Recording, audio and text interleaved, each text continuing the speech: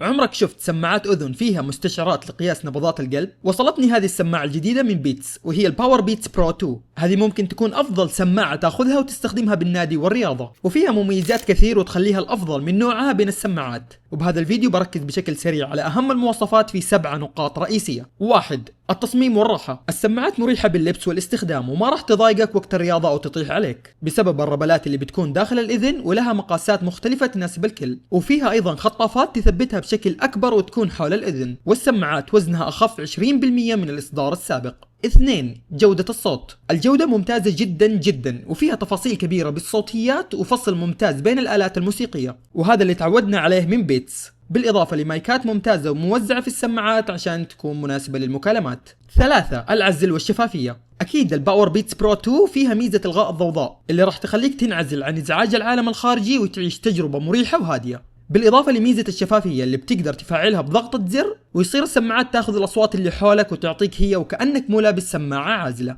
4. مستشعرات نبضات القلب. إيه صح، زي ما سمعتوا هذه السماعة فيها مستشعرات لنبضات القلب بدقة عالية وأداء ممتاز، واللي راح يخليك تربط السماعة بشكل سريع مع بعض أجهزة الكارديو بالجيم، ويصير تقيس النبضات بشكل مباشر على الجهاز، أو حتى تخليك تسوي تمارين معينة بقياسات نبضات القلب. 5. عمر البطارية. أول شيء عشان تعيد شحن علبة السماعة بتقدر من خلال كيبل التايب سي وتدعم الشحن السريع، أو من خلال الشحن اللاسلكي للعلبة. والبطارية بكل سماعة إذا كانت مشحونة فل راح تعطيك 10 ساعات من الاستخدام، ومع العلبة راح توصل ل 45 ساعة استخدام بشحنة واحدة. 6. مقاومة الماء والتعرق. السماعات أكيد بتكون مقاومة للماء لأنها سماعات رياضية أكثر شيء، وحاصل على تصنيف ال IPX4. 7. التوافق والاتصال. أول شيء لأن بيتس شركة تابعة لشركة أبل، فراح يكون مدموج فيها شريحة أبل H2 اللي بتخلي اتصال السماعة مع أجهزة أبل اتصال ممتاز وبشكل سلس وسريع زي الإيربودز، بس تفتح العلبة قدام الجهاز وتتصل فيها. وما راح تكون محصورة على أجهزة أبل بس، تقدر تتصل فيها مع الأندرويد والأجهزة الثانية بتطبيق بيتس والبلوتوث.